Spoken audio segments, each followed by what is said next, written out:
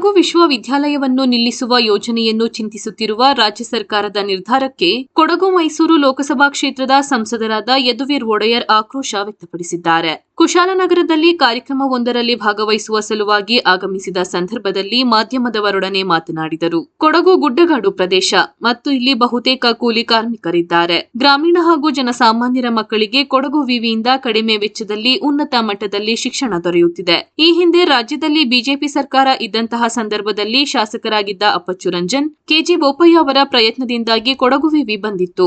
ಈಗ ಕಾಂಗ್ರೆಸ್ ಸರ್ಕಾರ ಕೊಡಗಿನ ವಿವಿ ಬಂದ್ ಮಾಡಲಿಕ್ಕೆ ಹೆಜ್ಜೆಗಳನ್ನು ಇಡುವ ಮೂಲಕ ಮಧ್ಯಮ ವರ್ಗದ ಮಕ್ಕಳ ಭವಿಷ್ಯಕ್ಕೆ ಮಾರಕವಾಗಿರುವುದು ಕಾಣುತ್ತಿದೆ.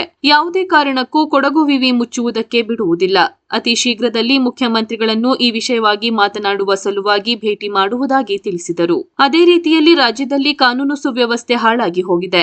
ಸರ್ಕಾರಿ ಅಧಿಕಾರಿಗಳಿಗೆ ಮತ್ತು ಪೊಲೀಸ್ ಠಾಣೆಗಳಿಗೆ ರಕ್ಷಣೆ ಇಲ್ಲದೆ ಆಗಿರುವುದು ಸರ್ಕಾರದ ಆಡಳಿತಕ್ಕೆ ಹಿಡಿದ ಕೈಗನ್ನಡಿಯಾಗಿದೆ ಎಂದರು.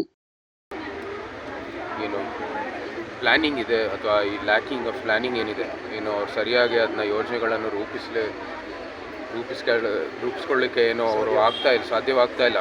ಆ ಕಾರಣಕ್ಕಾಗಿ ಅವರು ಅನೇಕ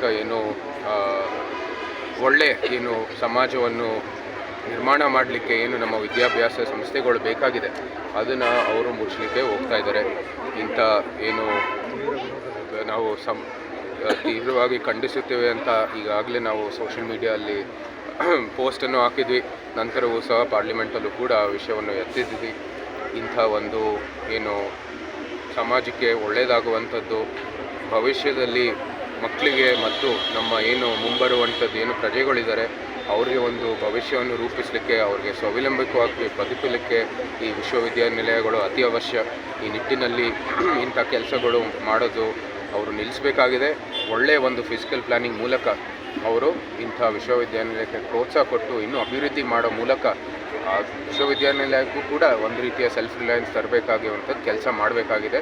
ಇಂಥ ಕೆಲಸಗಳ ಮೂಲಕ ಅವರ ಸರ್ಕಾರ ಯಾವತ್ತೂ ಯಶಸ್ವಿಯಾಗಲ್ಲ ಮತ್ತು ಇಂಥ ಸಮಾಜ ವಿರುದ್ಧವಾಗಿ ಕೆಲಸಗಳು ಮಾಡ್ತಾ ಇದ್ದಾರೆ, ನಾವು ತೀವ್ರವಾಗಿ ಖಂಡಿಸ್ತೀವಿ. ಸರ್ಕಾರಕ್ಕೆ ನೀವು ಯಾವ ರೀತಿ ಒತ್ತಡ ತರ್ತೀರಿ ಸರ್ ಉಳಿಸ್ಕೊಳ್ಳೋಕ್ಕೆ? ಈಗಾಗಲೇ ನಾವು ಸೋಷಿಯಲ್ ಮೀಡಿಯಾಲಿರ್ಬೋದು, ಇಲ್ಲಿ ನಮ್ಮ ಕೊಡಗಲ್ಲೂ ಸಹ ಹೋರಾಟವನ್ನು